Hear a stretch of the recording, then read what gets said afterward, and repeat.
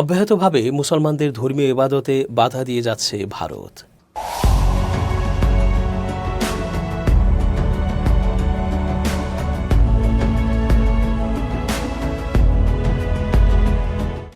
আসসালামু আলাইকুম প্রিয় দর্শক, আমন্ত্রণ আজকের আলোচনায়। চেঞ্জ টিভির আন্তর্জাতিক চোখ অনুষ্ঠানে এস জে রতন স্বাগত জানাচ্ছি।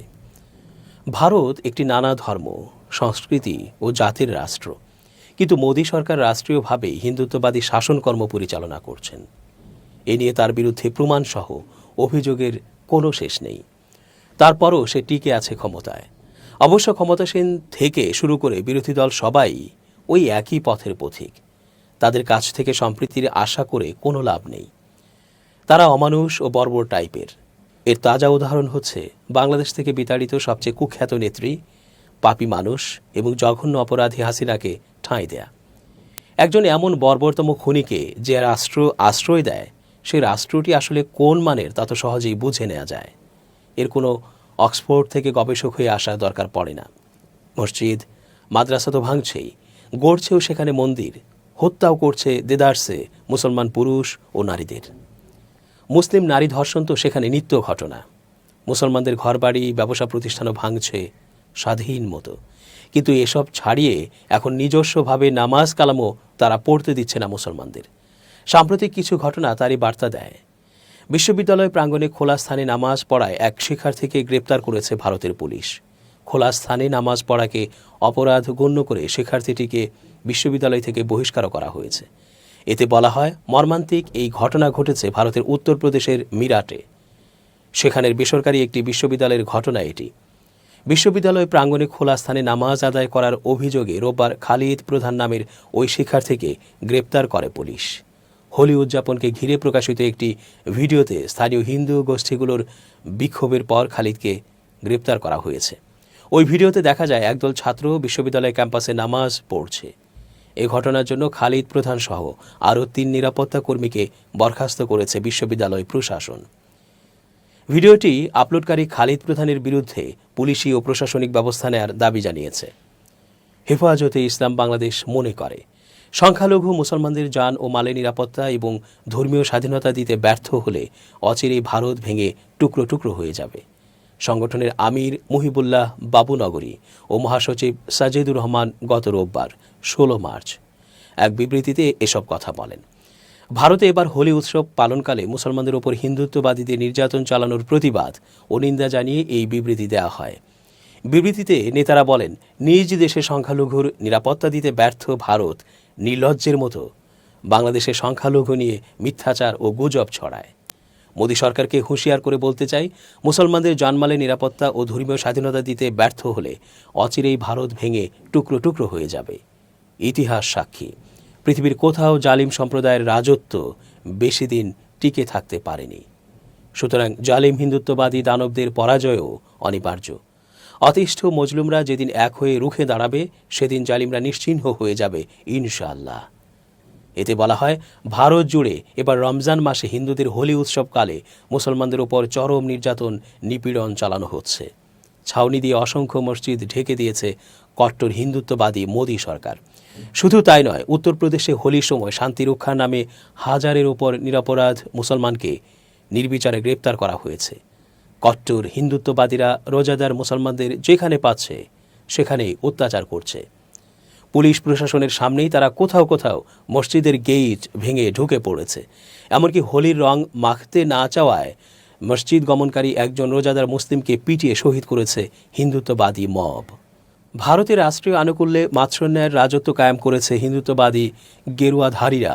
বিবৃতিতে বলেন, জাতিসংঘ প্রণীত মানবাধিকারের সার্বজনীন ঘোষণাপত্রের বেশ কয়েকটি ধারার চরম লঙ্ঘন ঘটছে ভারতে। সে দেশে নির্যাতিত সংখ্যালঘু মুসলমানদের পাশে দাঁড়াতে আমরা আন্তর্জাতিক সম্প্রদায়ের প্রতি জোর আহ্বান জানাচ্ছি।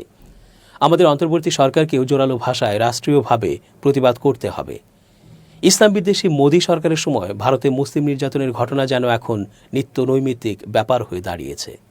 লাউডস্পিকারে আজান দেয় ইমামের বিরুদ্ধে মামলা সহ শুক্রবারে হোলির জন্য মুসলিমদের নামাজ আদায় করতে না দেওয়ার ঘোষণার পর এবার নামাজ পড়ে বের হওয়ার সময় মসজিদের সামনেই মুসল্লিদের ওপর অতর্কিত হামলা চালিয়েছে ভারতীয় কট্টর হিন্দুত্ববাদীরা।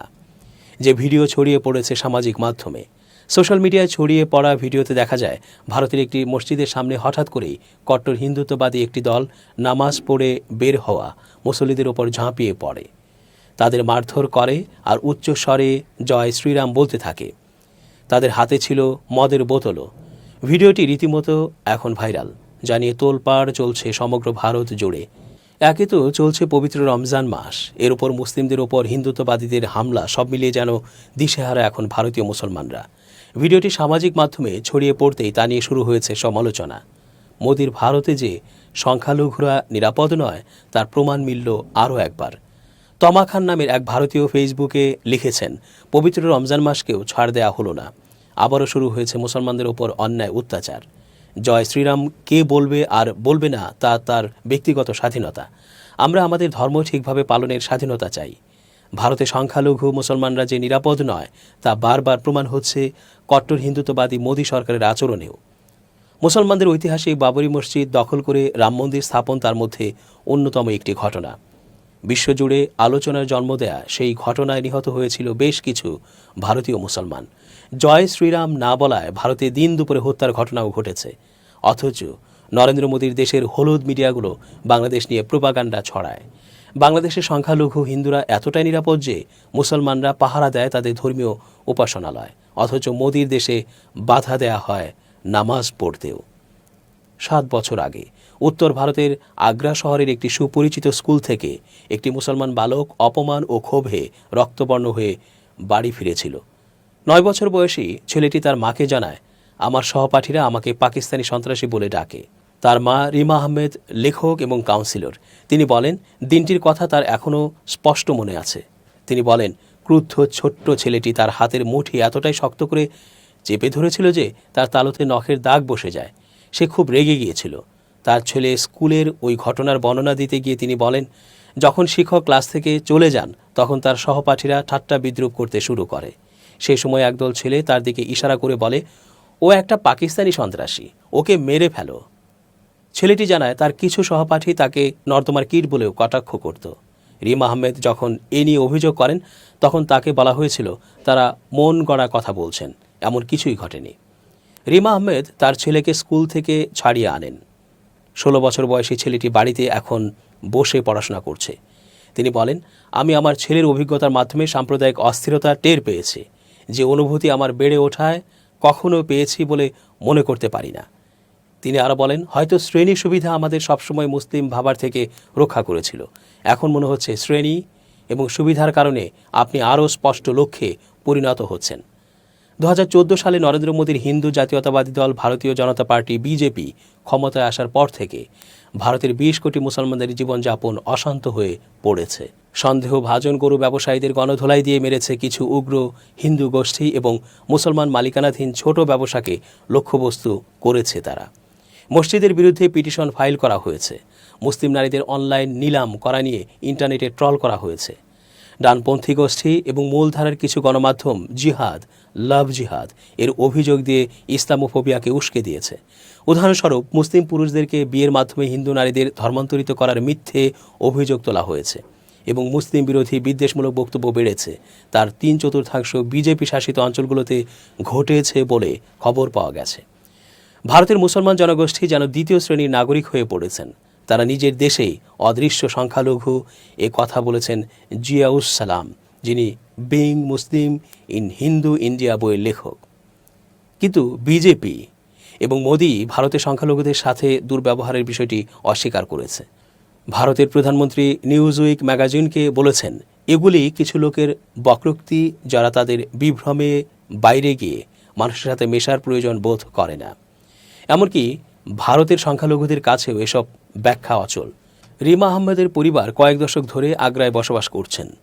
তিনি ওই শহরের অলিগলি এবং জনাকীর্ণ বাড়ির মধ্যে থাকা অনেক হিন্দু বন্ধুদের মধ্যে পরিবর্তন লক্ষ্য করছেন।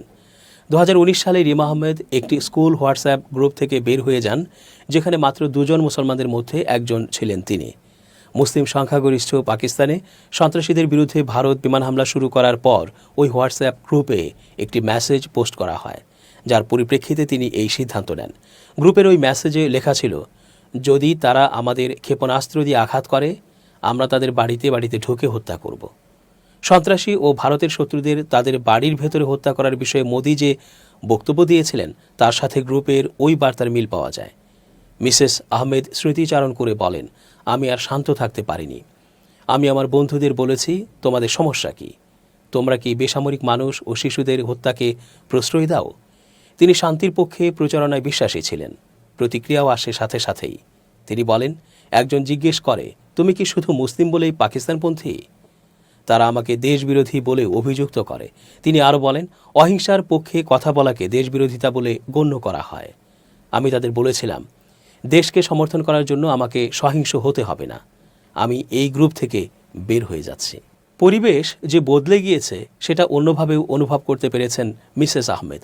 দীর্ঘদিন ধরে তার বিশাল বাড়িটি লিঙ্গ বা ধর্ম নির্বিশেষে তার ছেলের সহপাঠীদের জন্য একটি আড্ডার জায়গা হয়ে উঠেছিল।